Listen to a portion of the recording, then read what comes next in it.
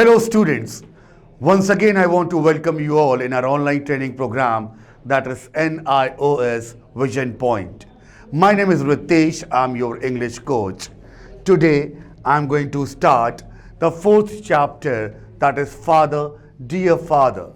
Alright, मैं ये chapter आपको एक्सप्लेन करूँगा, सारे डिफ़िकल्ट वर्ड्स की मीनिंग दूंगा, इम्पॉर्टेंट क्वेश्चन हम लोग डिस्कस करेंगे और आपकी नोटबुक में जो क्वेश्चन है हम लोग वो भी डिस्कस करेंगे और हम लोग इस चैप्टर की समरी भी डिस्कस करेंगे आज।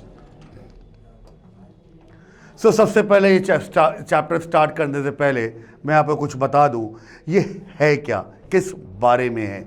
अ young boy writes a letter in reply to the one he has received from his father. ये एक लेटर है, एक यंग बॉय एक लेटर लिखता है, एक रिप्लाई में जो उसके फादर ने उसको लेटर लिखा, उसके रिप्लाई में वो एक लेटर लिखता है। And let us see what he has to say. अब इस चैप्टर में हम देखेंगे कि उसने उस लेटर के थ्रू अपने फादर से क्या क्या बातें कही। Dear papa, this is an answer to your letter about my transgression. मतलब ये जो लेटर है ये उस लेटर का जवाब है जो आपने मुझको लिखा था।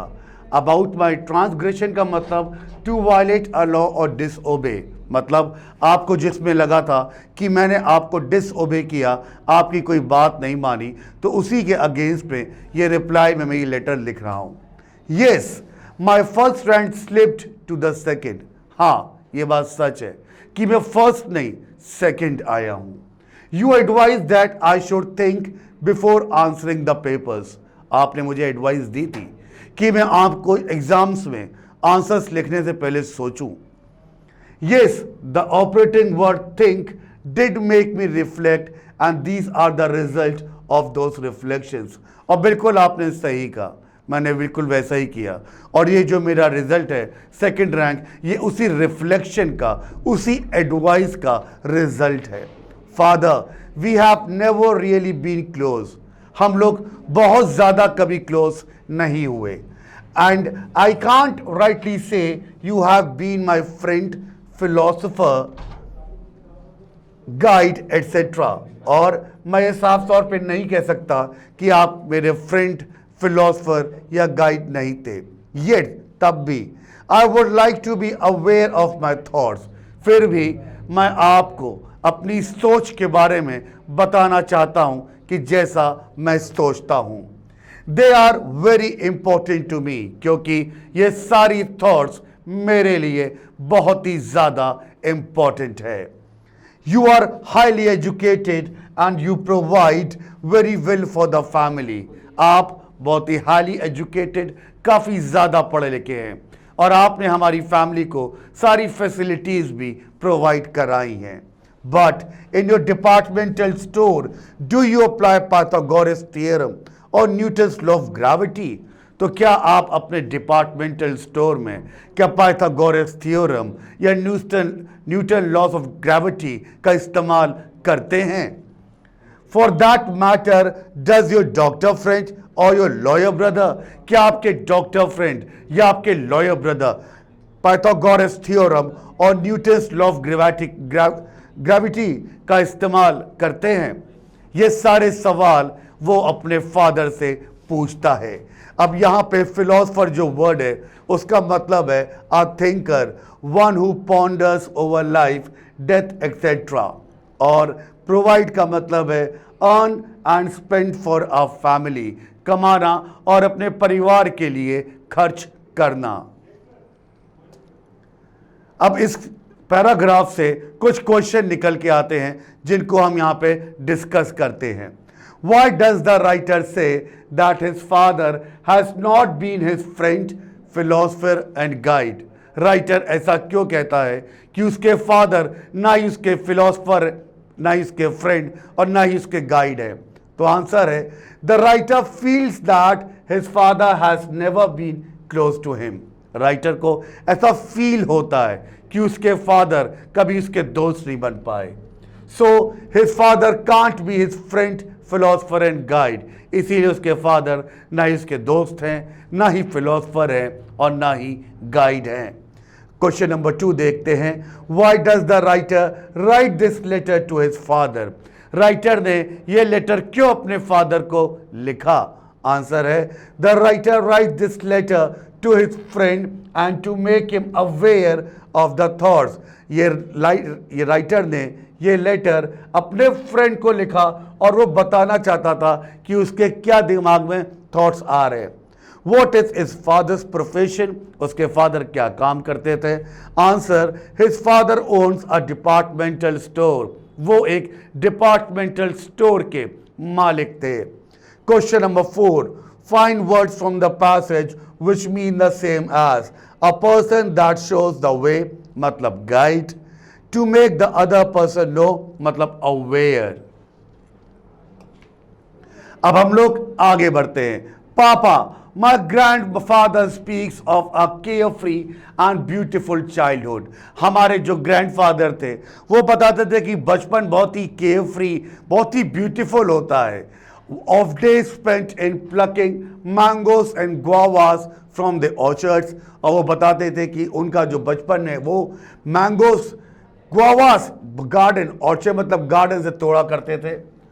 Of picnics of the bank of the river, नदी किनारे पिकनिक किया करते थे। Where the man cooked mouth watering food, जहां पे लोग बहुत ही टेस्टी खाना बनाया करते थे। Of playing marbles and gilli danda, और बचपन में मार्बल या गिल्ली डंडा से खेला करते थे। फ्रॉम हिज टॉक, उनकी बातों से लगता था, it seem studies were N ancillary subject, ऐसा लगता था कि इस पढ़ाई सेकेंडरी है, पहले खेल कूद मस्ती है। And living and experiencing the major subject, और लाइफ में चीज़ों को जीना, चीज़ों को समझना, सीखना, एक्सपीरियंस करना वो पहले आता है। फादर, इज ही फिबलिंग, क्या वो झूठ बोल रहे थे? और is it possible that the world has turn topsy turvy in just about 70 years? तो क्या 70 सालों में दुनिया इतनी बदल गई है? अब यहां पे केयरफ्री का मतलब है इजी गोइंग फ्री, प्लकिंग का मतलब है pulling a flower out, orchards का मतलब है an enclosed area where fruit trees are cultivated, gilli danda का मतलब है a game of tip cat, ancillary का मतलब है सेकेंडरी, एडिशनल, फिबिंग का मतलब है लाइंग, और टॉपसी टर्वी का मतलब है अपसाइड डाउन। तो इस पैराग्राफ में उस राइटर ने अपने ग्रैंडफादर की कुछ बातें शेयर करी कि वो कैसा बताते थे कि बचपन कैसा होता है, और एंड में वो अपने फादर से पूछता है, क्या मेरे ग्रैंडफादर झूठ बोल रहे थे? क्या 70 सालों में दुनिया इतनी बदल चुकी है? इसी से रिलेटेड कुछ क्वेश्चन देखते हैं। What kind of the life did the grandfather lead? Grandfather कैसा जीवन जीते थे अपने बचपन में? The grandfather led a careless life and had a beautiful childhood। careless life का मतलब जिसमें किसी चीज की परवाह ना हो, और बड़ा खूबसूरत बचपन था। Question number 2, how did the grandfather spend his childhood? उन्होंने अपना चाइल्डहुड कैसे स्पेंड किया, अपने बचपन में कैसी जिंदगी जी? Answer, the grandfather spend his childhood enjoying himself in the banks of rivers, plucking mangoes and guavas from the orchards। Question number 3, what was important in life for the grandfather? उनके grandfather के लिए जिंदगी में सबसे ज्यादा महत्व क्या चीज रखती थी? Answer, living and experiencing was an important thing in life for the grandfather. जीना और चीजों को एक्सपीरियंस करना, फील करना। Question number 4, what does the writer think about the present world? वो आज की दुनिया के बारे में क्या सोचते हैं? Answer, the writer feels that the present world has gone topsy turvy, मतलब आज सब कुछ बदल चुका है, आज चीजें ऊपर नीचे हो चुकी हैं। Question number 5, pick out words from the passage which mean the same as fruit gardens, orchards and secondary that is ancillary. अब सेक्शन 3 पे आते हैं। पापा, my grand mother semi literate, वो ज्यादा पढ़ी लिखी नहीं है, yet she is at peace with the pots, pans, her flowers and garden, फिर भी वो बहुत ही शांति से अपना जीवन जी रही हैं अपने पॉट्स, पैंस, अपने फ्लावर्स और अपने गार्डन के साथ, उनकी भगवत गीता और स्क्रिप्चर्स के साथ। माई मदर हाईली क्वालिफाइड, बहुत ज्यादा पढ़ी लिखी हैं, फिर भी is highly strong, tense and nervous, फिर भी बहुत चिड़चिड़ी, परेशानी में, टेंस में, नर्वस रहती हैं। Do you think literacy makes us restless, afraid and frustrated? तो आपको क्या लगता है कि पढ़े लिखे होने से हम बहुत ज़्यादा टेंस, नर्वस या फ्रस्ट्रेटेड हो जाते हैं? कुछ क्वेश्चन यहां पर भी देखते हैं। What kind of life does the writers grand mother lead? उन राइटर की ग्रैंड मदर कैसी जिंदगी जी रही थी? Answer, the writers grand mother leads a very contented life, finding herself peace with the pots, pans and flowers. वो बहुत ही शांति से अपना जीवन फ्लावर्स, पॉट्स के साथ जी रही थी। क्वेश्चन नंबर 2 देखते हैं। How do you know that she is a religious minded lady? Answer, she spends the time reading scriptures like Bhagavad Gita, so she is religious minded lady. आपको कैसे लगता है कि वो बहुत ही धार्मिक प्रवृत्ति की लेडी थी? तो आप यहां देख सकते हैं कि वो भगवद गीता पढ़ा करती थी। Question number 3, what kind of life does the writer's mother lead? और राइटर की मदर कैसा जीवन जीती है? Exam answer, the writer's mother remains tense and nervous, she appears to be highly strong. Writer की जो मदर थी वो बहुत ही टेंशन में, बहुत ही नर्वस रहती थी, जब बहुत ही ज्यादा चिड़चिड़ी रहती थी। Question number 4, in the writer's opinion what does literacy make of a person? According to writer, पढ़ाई लिखे होने से एक इंसान के जीवन पर क्या फर्क पड़ता है? Answer, literacy makes a person restless, afraid and frustrated in the opinion of the writer. अगर राइटर की ओपिनियन माने, राइटर की सलाह माने, तो पढ़े लिखे इंसान जो वो बहुत ही रेस्टलेस हो जाता है, उसके पास आराम करने तक का वक्त नहीं होता, बहुत ही टेंस और नर्वस होता है। Find words from the passage which mean the same as holy books, इसका मतलब है स्क्रिप्चर्स। वेरी अपसेट, इसका मतलब है नर्वस। आगे बढ़ते हैं। Oh papa, last week my rose plants almost died.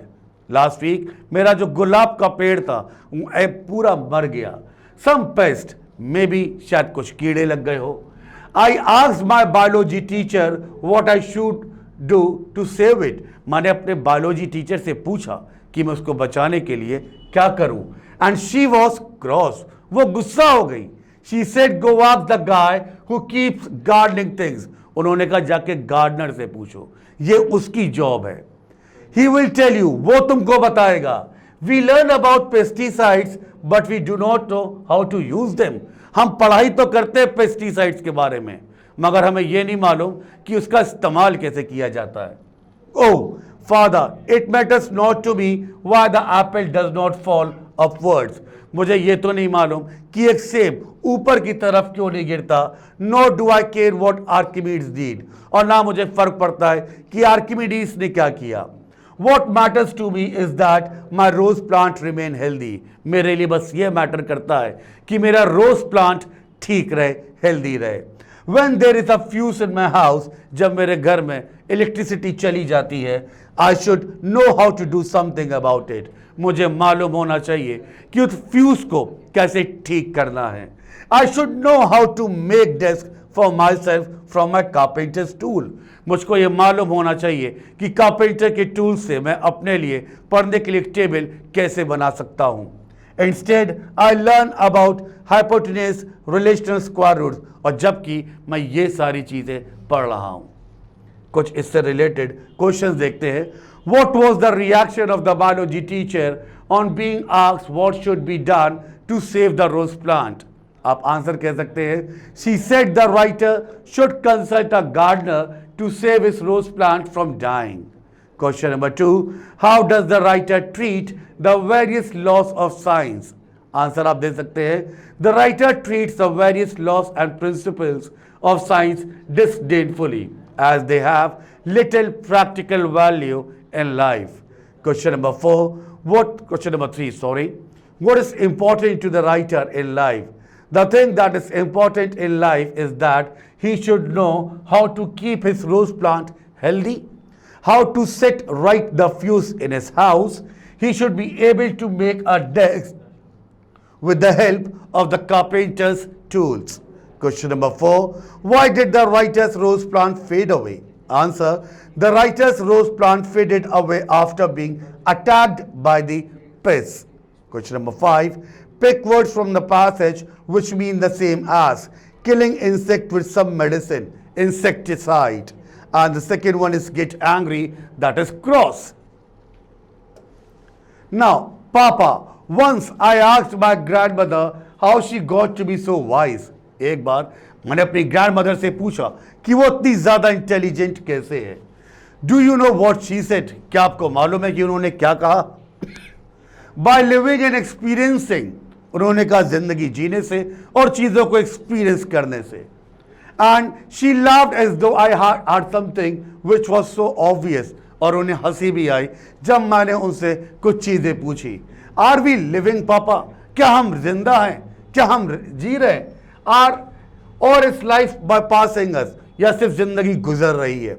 What I fear is that if I were to meet Newton face to face I would fail to recognize him. और मुझे किस चीज का डर है? अगर कभी न्यूटन से मैं फेस टू फेस मिला तो शायद मैं उनको पहचान ना पाऊं. So busy am I learning about him. जबकि मैं बहुत ज्यादा बिजी हूं उन्हीं के बारे में चीजें सीखने के लिए.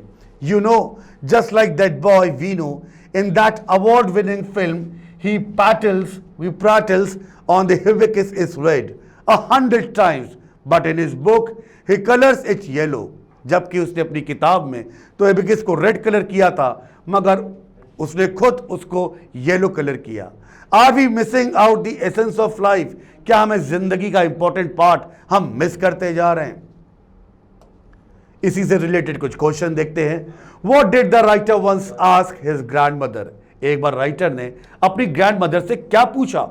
The writer once asked his grandmother how she got to acquire so much of wisdom. उन्हें इतना ज्ञान, इतना इंटेलिजेंस कहां से आया? Question number 2. What did the grandmother reply? और ग्रैंडमदर ने जवाब क्या दिया? The grandmother replied that she became wise by living and experiencing life. जिंदगी जीने से और जिंदगी में हर कुछ सीखने से वो इंटेलिजेंट बनी. Question number 3. How do you know that the writer is not satisfied with the life he leads? हमें कैसे पता चलता है कि राइटर अपनी जिंदगी से संतुष्ट नहीं है? Answer: the writer asks if he is living or the life is bypassing him.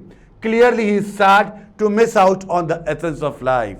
Question number 4. Why would he fail to recognize Newton if he were to come face to face to him?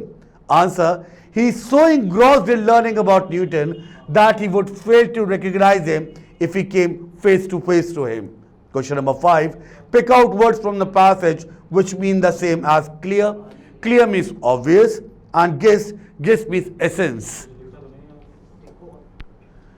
Anyway, Papa, do you know where I lost that quarter? खैर, Father, आपको मालूम मैंने वो quarter marks कहाँ miss किए? That brought about my fall, जिसकी वजह से मेरी परफॉर्मेंस में थोड़ी सी गिरावट आई. It was in fill in the blanks. अब वो एक fill in the blanks में थी. I held that I was invited to tea and my teacher was adamant that he was invited for tea. मैंने लिखा that I was invited to tea और मेरी teacher बहुत ही ज्यादा adamant थी, हठीली थी. उनका कहना था he was invited for tea. A matter of grammar, सिर्फ ग्रामर की बात थी पापा. And if we say George Bush is the president of India, it will have to be so. और अगर वो कहती है कि जॉर्ज बुश इंडिया का प्रेसिडेंट है तो हमें वही मानना पड़ेगा. If he says the sun rises in the west, so be it. अगर वो कहती है sun rises in the west तो हमें वही मानना पड़ेगा. And if he says the earth is flat, it will be. और अगर उन्होंने कहा अर्थ फ्लैट है तो हमें वही मानना पड़ेगा. It will be, Papa. At least on my answers papers, my first rank is at stake, you see. Still, my dearest Papa, I shall keep your advice in mind and try not to lose any quarter marks as always. फिर भी इन सारी बातों के बावजूद मैं आपकी advice अपने दिमाग में रखूंगा और कोशिश करूंगा कि मेरा कोई भी मार्क रिड्यूस ना हो. योर्स एवर ओबीडिएंट सन राहुल. उसके बाद आगे देखते हैं इससे related question. How did the writer lose that quarter mark in his exam? Writer ने वो क्वार्टर मार्क्स कैसे अपने एग्जाम्स में खो दिए? The writer wrote in his answer invited to tea. जबकि teacher thought that it should be invited for tea. And deducted mark for that. इस वजह से वो टीचर ने वो मार्क्स कट किए। Question number 2, what does the writer think of his teacher? Writer अपने teacher के बारे में क्या सोचता है? In the writer's opinion, the teacher thinks that whatever he says is right, while this is not the case. उसके according उसको ऐसा लगता है कि टीचर जो कुछ भी कह रहे हैं वो सही है। Question number 3, what is the writer's tune in his assessment of his teacher? The writer is very much angry and critical of the teacher's behavior. He sarcastically says that if the teacher says that Bush is the president of India, then it has got to be so. Writer बहुत ज़्यादा गुस्से में होता है और वो कहता है अगर टीचर ने बोला कि जॉर्ज बुश इंडिया के प्रेसिडेंट है तो वही सच मानना होगा। Question number 4, what does the writer assure his father? The writer assures his father that he would keep his advice in mind and try not to lose any quarter mark in future. Writer अपने father को कैसे assure करता है? Writer कहता है कि in future वो उनकी एडवाइस मानेगा और एक भी क्वार्टर मार्क्स को वो खोएगा नहीं। Question number 5, pick out words from the passage which mean the same as to stick to one's point of view means adamant, something at the risk of losing, at stake. अब कुछ summary मैंने यहां पे लिखी हुई है आपको समझने के लिए। एन अनसेंट लेटर, ये लेटर कभी भेजा नहीं गया, अनसेंट कभी भेजा नहीं गया। An unsent letter written by a student name Rahul to his father, ये एक ऐसा लेटर था जो कभी पोस्ट ही नहीं किया गया। एक राहुल नाम के स्टूडेंट ने अपने फादर को लिखा था जो कि पब्लिश हुआ था हिंदू न्यूज़पेपर में एज एन आर्टिकल। ये एक आर्टिकल पब्लिश हुआ द हिंदू न्यूज़पेपर में। It hint that Rahul came second to class and he informed about to his father. और उसमें यह बताया गया कि राहुल क्लास में सेकंड रैंक लेके आया और ये बात तो अपने फादर को बताता है, which was certainly not liked, जिसको पसंद नहीं किया गया। The father bluntly told him to think before answering without even trying to know as to know the ranks clipped. और उसके फादर ने साफ साफ उससे बोला कि जवाब किसी भी सवाल का जवाब देने से पहले सोचो। This shows the father-son relationship is not a close one. और इससे हमें क्या पता चलता है कि फादर और सन का जो रिलेशन था आपस में, वो बॉन्डिंग बहुत स्ट्रांग नहीं थी, वो बॉन्डिंग वीक थी, कमजोर थी। A hurt Rahul died reflect on many aspects like, अब 4 तरीके से उसने अपनी बातें बताई, जैसे कि the difference in the attitude of his grandfather and father, the difference in the attitude between his grandmother and mother, the attitude of the teacher teaching at school and the act of correcting and answering answer paper। अब आगे हम लोग यही 4 point ध्यान से समझेंगे। The first reflection, the difference between the attitude of his grandfather and father. His grandfather had a carefree and beautiful childhood। हम सभी को मालूम है कि उसके ग्रैंडफादर का जो बचपना था वो बहुत ही रेस्टलेस, बहुत ही केयरफ्री गुजरा था। Days were spent plucking the mangoes and guavas from the orchards। उनके दिन गुजरते थे वो पेड़ों से मैंगोस गुआवास तोड़ते हुए। Having picnic on the banks of the river, नदी किनारे पिकनिक करते थे। Where the man cooked mouth watering food, जहाँ पे लोग बहुत ही टेस्टी खाना बनाया करते थे। Playing marbles and gilli danda, marble के साथ गिल्ली डंडा खेला करते थे। Studies that was just an ancillary subject, उस समय पढ़ाई सेकेंडरी मानी जाती थी।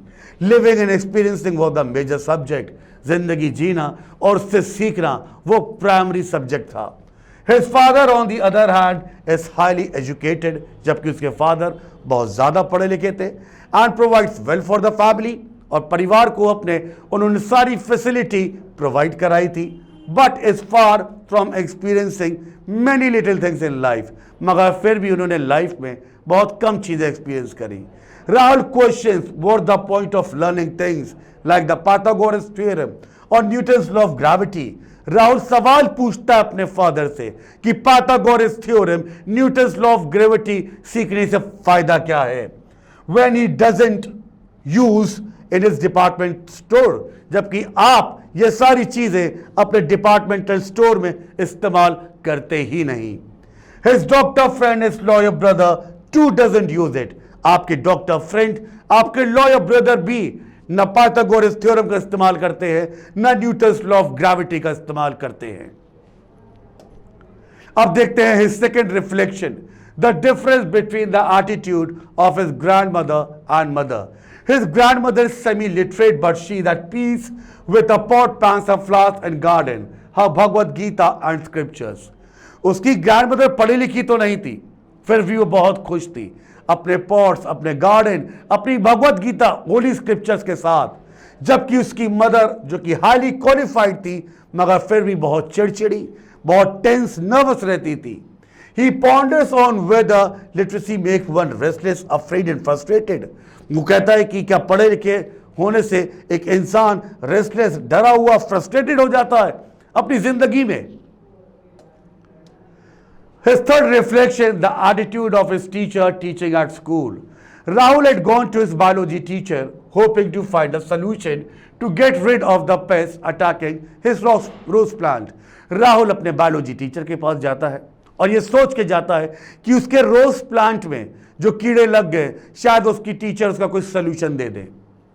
His teacher asked him to go ask the gardener instead. मगर उसकी टीचर ने जवाब क्या दिया? टीचर ने कहा ये सवाल जाके गार्डनर से पूछो, वो तुमको बताएगा। He finds it strange to read about pesticide and still not know how to use it. उसे बड़ा अजीब लगा, हमें पढ़ाया तो जा रहा है मगर उसका इस्तेमाल करने के बारे में बताया नहीं जा रहा। He finds it frustrating to read about things like why the apple doesn't fall upward. उसे बड़ी बेवकूफ़ी वाली चीज़ें लगती हैं कि हमें ये क्यों सिखाया जाता है कि एक एप्पल ऊपर से गिरता है। What Archimedes ने क्या किया? Hypotenuse and rational square roots, when that doesn't help him much. क्या ये हमारा मदद कब करती है? All he wants to know are the stuff that help him in his daily life. बस वो ये चाहता था कि वो चीज़ें सीखे जो उसकी ज़िंदगी में उसको काम आए। How to keep the rose plants healthy. वो ये सीखना चाहता था कि अपने रोज प्लांट को वो हेल्दी कैसे रख सकता है। How to make a desk with carpenter tools. Carpenter के टूल से वो एक डेस्क अपने लिए कैसे बना सकता है। What to do when there's a fuse in the house. जब घर में लाइट चली जाए तो फ्यूज कैसे बना सकता है। Those are not even written in the school text and no teacher teaches it. और ये सारी चीज़ें किसी किताब में नहीं लिखी और ना कोई टीचर हमको ये पढ़ाता है। He feels like he's not living and observes that life is just by passing. उसे लगता है कि वो जी नहीं रहा है, बस जिंदगी गुजरती जा रही है।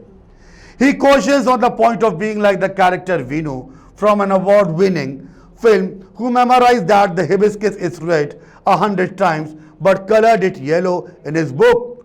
एक लड़के के बारे में याद करता है वीनू जिसने एक फिल्म में अवार्ड जीता था जिसमें वो हिबिस्कस जो रेड था 100 टाइम्स रेड था, मगर जब उसे कलर करता है अपनी किताब में तो येलो कलर का करता है। He meets Newton, then he wouldn't even recognize him as he's busy learning about him. और अगर वो कभी न्यूटन से मिला फेस टू फेस तो वो उसे कभी पहचान ही नहीं पाएगा क्योंकि वो जिंदगी में चीज़ों सीखने में बहुत ही ज़्यादा बिजी है। His fourth reflection, the act of correcting the answer sheet by his teacher. Rahul has lost a quarter mark on the grammar section even though the answer was right. Rahul ने वो क्वार्टर मार्क अपने exam में grammar section में lose किए जहां पर वो सही था। It was a fill in the blanks part where in he wrote I was invited to tea. वो एक फिल इन द ब्लैंक्स था जहां पे उसने लिखा I was invited to tea but his teacher preferred the answer I was invited for tea.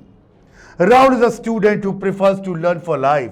Rahul एक student है जो जिंदगी के बारे में कुछ सीखना चाहता है, not for a mayor examination, सिर्फ एग्जामिनेशन के लिए पढ़ना नहीं चाहता। He used satire and writes that if his teacher say George Bush is the president of India, sun rises in the west, or the earth is flat, that even though it is completely wrong, he will henceforth for the sake of getting the first rank will write it so. अगर उसकी teacher ये सारी गलत चीज़ें भी उसको कहती है तब भी एग्जाम में पास होने के लिए उसको ये लिखना पड़ेगा।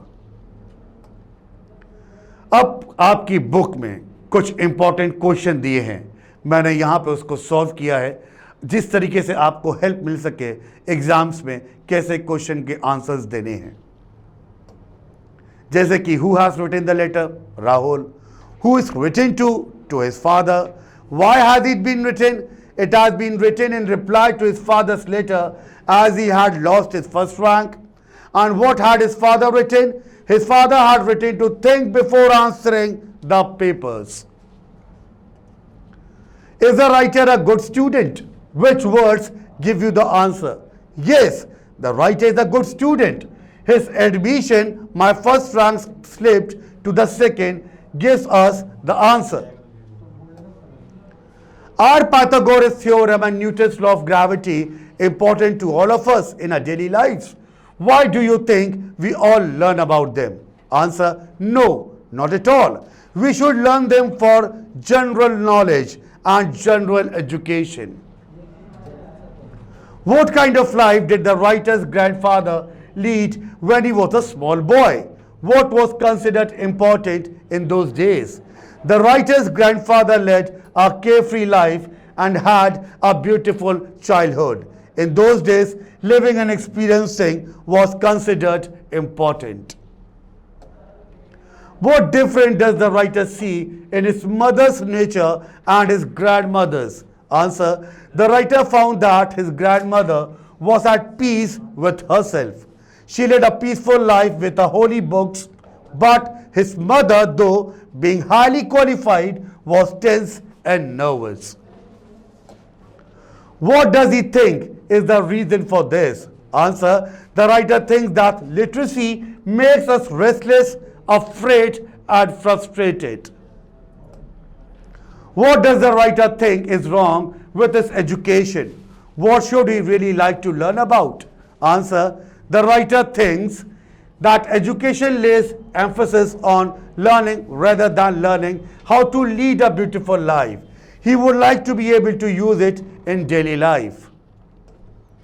Question number 8. What does the writer think is wrong with the method of evaluation of papers? Answer: it is wrong with the method of evaluation that the teacher decides what is right and what is wrong. Question number 9. What kind of letter did the father write to his son? Do you think he did the right thing? Answer: the father wrote an angry letter to his son over slipping to second rank from the first rank. No, he did do the right thing. Losing a quarter mark does not make the heaven fails. It does not show that the student had become careless about studies. Moreover, education is not about getting first rank only. And the last question is, what kind of education does the writer think is more useful? Answer: a practical education, which helps a person bad, a fulfilling life is most useful. Yes, we agree with the writer. So that's all about today, guys. Thank you very much. Have a nice day. If you have any doubt, you can call us on 738-051-5253, or you can log on us on www.visionpointnios.co.in. My name is Ritesh. Again, thank you very much. Take care. Bye-bye.